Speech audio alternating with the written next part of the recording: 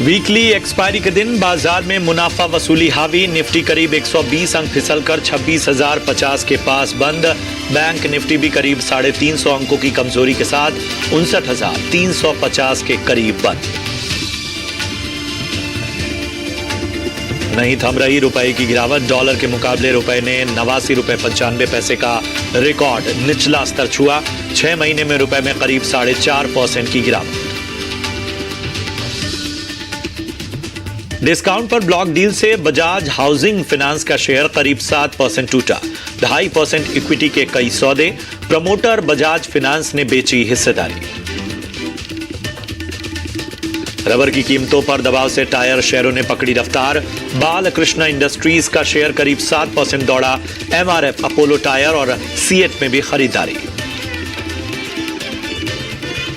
Rights issue की खबर से 10% दौड़ा एचसीसी का शेयर। राइट्स इशू के जरिए बोर्ड ने 1,000 करोड़ रुपए जुटाने को दी मंजूरी।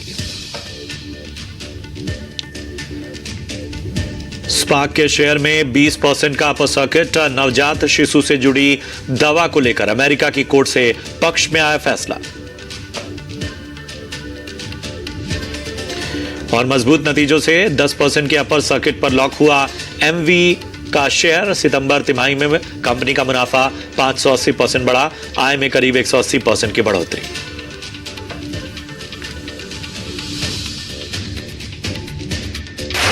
बाजार अगर हम देखें तो कहीं ना कहीं लगातार जो एक डाउन ट्रेंड था उसी तरह से बंद हुआ। लेकिन अच्छी चीज ये रही कि अभी भी बाजार में जो इंपॉर्टेंट लेवल्स हैं, निफ्टी हो चाहे बैंक निफ्टी, वो अभी भी इंटैक्ट है। 26,000 का स्तर थामे हुए हैं। निफ्टी 143-44 अंकों की गिरावट देखने को मिली है। बैंक निफ्टी लगभग 400 अंकों की गिरावट और यहां 59,300 के स्तर पर बंद हुआ बैंक निफ्टी। अगर हम निफ्टी के गेनर्स की लिस्ट आपके सामने लाएं तो एशियन पेंट्स निफ्टी का टॉप गेनर बना। 3% से ज्यादा की तेजी आज एशियन पेंट्स में हमें देखने को मिली। इसके अलावा doctor Reddy's, Maruti Suzuki, Bharti Airtel, HUL में आधे से 1.25% की तेजी हमें नजर आई।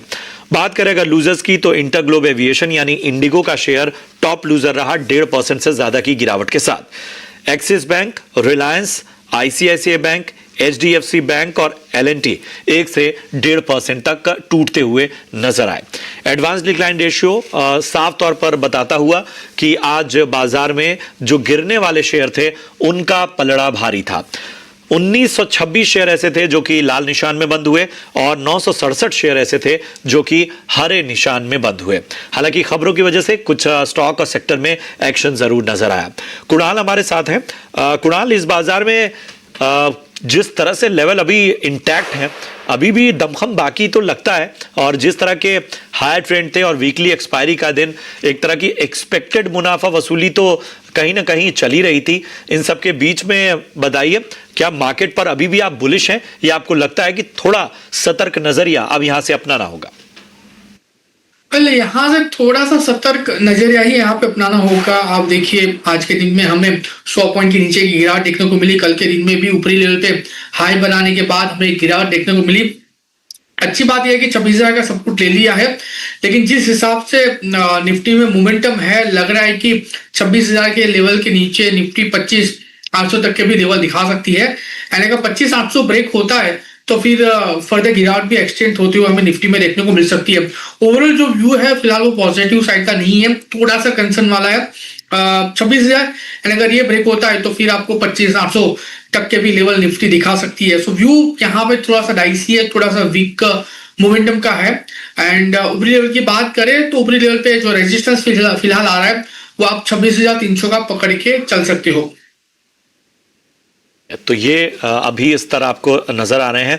और कोई सेक्टर ऐसा कुणाल जो लगता है कि इस बाजार में बहुत ही अट्रैक्टिव बन चुका है, खासतौर पे अगर हम ऑटो की बात करें, बैंकिंग, फाइनेंशियल्स की बात करें, खपत यानी कंजम्पशन की बात करें? कल अगर सेक्टर स्पेसिफिक बात करें, खास करके निफ्टी ऑटो की बात करें, जो मोमेंटम ओवरऑल हमें पर्टिकुलर इंडाइसिस में देखने को मिला है। आप देखिए आज के दिन में एक मिक्स कारोबार हमें यहाँ पे इंडेक्स में होते हुए देखने को मिला है। निफ्टी ऑटो 27,908 के अराउंड का 27,980 के अराउंड का क्लोजिंग है। माइनर फॉल के साथ हमें यहाँ पे क्लोजिंग देखने को मिला है। बाकी के सेक्टर की बात करें तो निफ्टी 88 पार है। निफ्टी फार्मा में एक पॉजिटिव सेंटीमेंट यहाँ पे क्रिएट होते हुए देखने को मिल रहा है, लेकिन स्पेसिफिकली अगर निफ्टी ऑटो की बात करें तो ओवरऑल व्यू यहाँ पे एक दो स्टॉक में अच्छा बन रहा है, और खास करके सबसे बड़ा जो अच्छा खासा यहाँ पे डेवलपमेंट हो रहा है वो मारुति में हो रहा है। और आज का हमारा ट्रेडिंग कॉल भी है मारुति के ऊपर। आप देखिए लगातार अच्छे खासे नंबर लेवल पे स्टॉक ट्रेड कर रहा है, और रिसेंटली जो नंबर आया है वहां पे मारुति में भी एक अच्छी खासी उसके बेस पर मोमेंटम हमें देखने को मिली है। 100 डेज का ऑलरेडी काउंटर ने सपोर्ट ले लिया है। सो व्यू डेफिनेटली यहाँ पे मारुति पे पॉजिटिव साइड का रहेगा। टारगेट एसएल की बात कर लेते हैं प्रशांत जी, तो 15,850 का काफी अच्छा सपोर्ट है, खरीदारी करके चलने की सलाह रहेगी। टारगेट की बात करें तो 16,545 का पहला टारगेट है, जैसे वो ब्रेक होता है 17,050 तक के भी टारगेट हमें मारुति में देखने को मिल सकते हैं। सो जो ओवरऑल मारुति को लेके जो व्यू है निफ्टी ऑटो में वो एक पॉजिटिव साइड का है। चलिए, तो ऑटो में जो है वो मारुति सुजुकी पसंद आता हुआ। अब आपके सवालों को फटाफट से अपनी चर्चा में शामिल करते हैं। यूट्यूब पर जो सवाल आए हैं, पहला सवाल उर्मिला जी का है। आईडीबीआई बैंक के 100 शेयर हैं इनके पास और 90 रुपए के भाव पे इन्होंने लिया हुआ है। फिलहाल इनके भाव के आसपास ही है, थोड़े फायदे में भी है। नजरिया नहीं बताया, लेकिन बताइए कुणाल, आईडीबीआई बैंक 90 रुपए की खरीद के हिसाब से कैसा लगता है?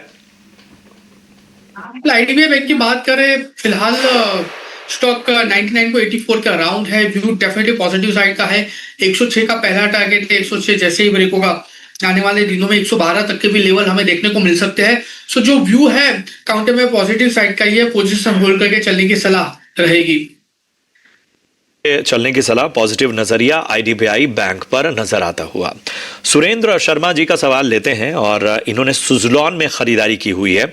58 रुपए का भाव है कुणाल इनका, और 2000 शेयर इनके पास है। फिलहाल 9,160 रुपए का नुकसान झेल रहे हैं। क्या आगे के टारगेट हो सकते हैं? क्या नुकसान की भरपाई हो सकती? डेफिनेटली मुझे लग रहा है ये स्टॉक में आने वाले दिनों में एक बाउंस बैक देखने को मिल सकता है। व्यू होल्ड करके चलने का है। 52 का हम यहाँ पे स्ट्रिक्ट एसएल मेंटेन करके चलेंगे। टारगेट की बात करें तो 60 का पहला टारगेट 60 जैसे ही ब्रेक होगा 66 तक के लेवल हमें एज अ टारगेट ये स्टॉक दिखा सकता है। व्यू पॉजिटिव साइड का है, होल्ड करके चलने की सलाह है 52 के एसएल के साथ। चलिए, तो व्यू पॉजिटिव साइड का है, बने रहने की आपको सलाह, बाउंस बैक नजर आएगा। 52 का एसएल यानी स्टॉप लॉस आपको मेंटेन करना है। संजीव जी का सवाल लेते हैं वडोदरा गुजरात से। जीएसडब्ल्यू एनर्जी इनके पास है, 570 के भाव पे इन्होंने खरीदारी की हुई है, और यहां पर इनको 8,600 के आसपास का नुकसान होता हुआ नजर आ रहा है। आज भी जीएसडब्ल्यू एनर्जी लगभग 1.5% टूटता हुआ। बताइए क्या राय होगी कुणाल? एनर्जी की बात करें 484 के अराउंड ये स्टॉक में क्लोजिंग है। व्यू मेरा यहाँ पे पॉजिटिव साइड का है। 470 के एसएल के साथ यहाँ पे एक बार होल्ड करके चलने की सलाह है, और मैं यहाँ पे एक बार एवरेज करके चलने की भी सलाह दूंगा 470 के एसएल के साथ। टारगेट की बात करें तो आने वाले दिनों में 510 और 510 ऐसे ब्रेक होता है 555 तक के भी लेवल हमें ये स्टॉक दिखा सकता है। प्रेजेंट लेवल से एवरेज करके चलिए 470 के एसएल के साथ। 470 का स्टॉप लॉस लगाइए और होल्ड करके चलने की आपको सलाह, यहां पर नजरिया बुलिश है। राकेश सिंह नेगी का सवाल लेते हैं उत्तराखंड से। इन्होंने सवाल पूछा है, उषा मार्टिन के इनके पास 483 के लेवल पे 250 शेयर हैं। नुकसान इनको 14,200 के आसपास का हो रहा है। राय दीजिए कुणाल। उषा मार्टिन की बात करें, फिलहाल स्टॉक में देखने जाए तो एक मोमेंटम पॉजिटिव साइड की है। 426 के अराउंड स्टॉक का क्लोजिंग है। व्यू डेफिनेटली पॉजिटिव साइड का, होल्ड करके चलने की सलाह है। आने वाले दिनों में 445 और 445 जैसे ब्रेक होगा ये वन वे डायरेक्शन में 480 तक के लेवल ये स्टॉक हमें दिखा सकता है। व्यू पॉजिटिव साइड का, होल्ड करके चलने की सलाह रहेगी काउंटर में। चलने की सलाह उषा मार्टिन में आपको मिलती हुई कोई दिक्कत फिलहाल स्टॉक में नहीं है। अगला सवाल भी यूट्यूब से ही आया हुआ है और इनका नाम है पवन, दिल्ली से इन्होंने सवाल पूछा है। अडानी पावर इनके पास हैं कुणाल, और इनके पास 600 शेयर हैं, 152 रुपए के भाव पे इन्होंने लिया हुआ है। पूछ रहे हैं कि कैसा फ्यूचर है अडानी पावर का। इनका भाव 152 का है। 52 के अराउंड की उनकी खरीदारी है। फिलहाल स्टॉक चल रहा है 146। मैं कहूंगा यहाँ पे एक बार 142 का एक एसएल मेंटेन करके चले, क्योंकि अगर 142 ब्रेक होता है तो फिर ये स्टॉक में फर्दर गिरावट में 125 तक के लेवल देखने को मिल सकते हैं। सो पोजीशन होल्ड करके चलिए 142 के एसएल के साथ। आने वाले दिनों में 155 का पहला टारगेट है। 155 जैसे ही ब्रेक होगा ये आपको 175 तक के भी टारगेट दिखाने के लिए रेडी हो जाएगा। 142 यानी 142 का स्टॉप लॉस लगाइए और यहां से जो है वो 155 और उसके ऊपर तक के लक्ष्य आपको नजर आ सकते हैं अडानी पावर में। करण एक हमारे दर्शक हैं बंगाल से, इन्होंने सवाल पूछा है एलेंबिक लिमिटेड पे राय जानना चाहते हैं। 500 शेयर एलेंबिक के इन्होंने लिए हुए हैं और यहां पर 99 की इनकी बाइंग है। काफी लंबा नजरिया लेकर चल रहे हैं, 3 से 4 साल के लिए एलेंबिक लिमिटेड में खरीदार में कहीं ना कहीं समय देना चाहते हैं। 99 इनकी बाइंग भी ठीक ठाक है। एलेंबिक लिमिटेड की बात करें, फिलहाल जहां पे जो मोमेंटम हमें यहाँ पे देखने को मिल रही है, व्यू डेफिनेटली में यहाँ पे पॉजिटिव साइड का ही है एंड आने वाले दिनों में एक अच्छे खासे मोमेंटम का एक्सपेक्टेशन रख सकते हैं। 102 103 के अराउंड स्टॉक ट्रेड कर रहा है। रिसेंटली स्टॉक ने बॉटम भी बनाया है। मैं मीडियम टर्म की बात करूँ तो 122 एंड 122 अगर ब्रेक होता है तो फिर ऊपरी लेवल पे 150 तक के भी लेवल देखने को मिल सकते हैं। सो जो एग्जिस्टिंग पोजीशन है उसको होल्ड करके चलने की ही सलाह रहेगी। एक्सटिंग जो पोजीशन है उसको होल्ड करके चलने की सलाह एलेंबिक लिमिटेड पे आपको मिलती हुई। राजेश रंजन का सवाल लेते हैं।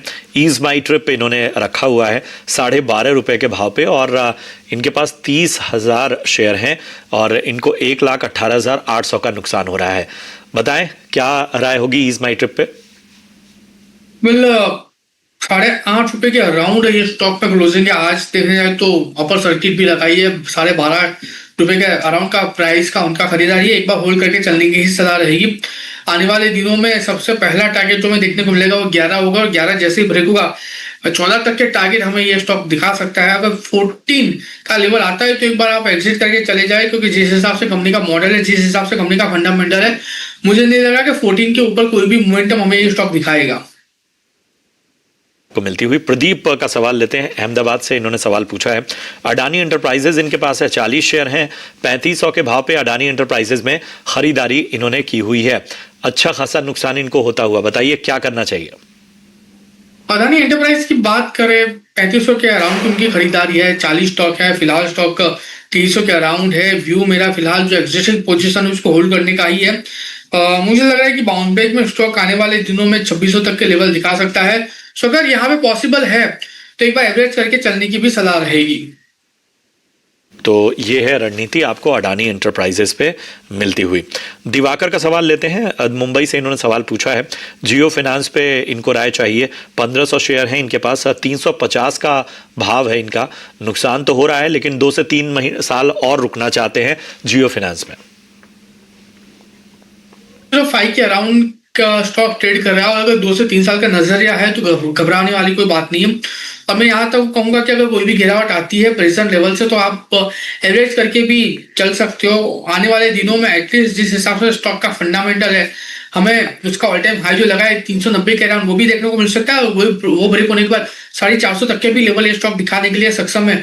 तो एग्जिस्टिंग पोजिशन को होल्ड करके चलने की ही सलाह रहेगी। पोजीशन को होल्ड करने के चलने की आपको सलाह। 3 से 4 साल का नजरिया बेहतर नजरिया है। चलिए इतने ही सवालों को हम शामिल कर पाएंगे, लेकिन अब बताइए आज वीआईपी पिक के तौर पर पसंद क्या है आपकी?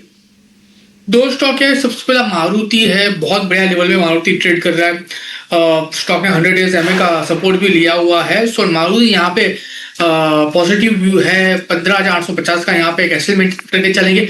टारगेट की बात करें तो 16,545 एंड वो ब्रेक होता है तो 17,050 का भी टारगेट यहाँ पे देखने को मिल सकता है। दूसरा जो है वो एफकॉन इंफ्रा है, बहुत बढ़िया स्टॉक है। इंफ्रास्ट्रक्चर में रिसेंटली आईपीओ भी आया था, लेकिन जिस हिसाब से स्टॉक में मोमेंटम है और रिसेंटली स्टॉक का अच्छा खासा ऑर्डर भी मिला है, टेक्निकल स्ट्रक्चर काफी पॉजिटिव है, तो खरीदारी करके चलने की सलाह है। 415 के अराउंड का क्लोजिंग है। 400 का हम यहाँ पे ऐसे मेंटेन करके चलेंगे। 427 का पहला टारगेट है, जैसे वो ब्रेक होगा 445 का दूसरा टारगेट भी हमें यहाँ पे देखने को मिल सकता है। एफकॉन, सिन्फ्रा और मारुति, ये पसंद है कुणाल की। बहुत बहुत शुक्रिया करेंगे कुणाल अपना कीमती समय देने के लिए और दर्शकों के सवालों के जवाब देने के लिए। चलिए बढ़ते हैं आगे और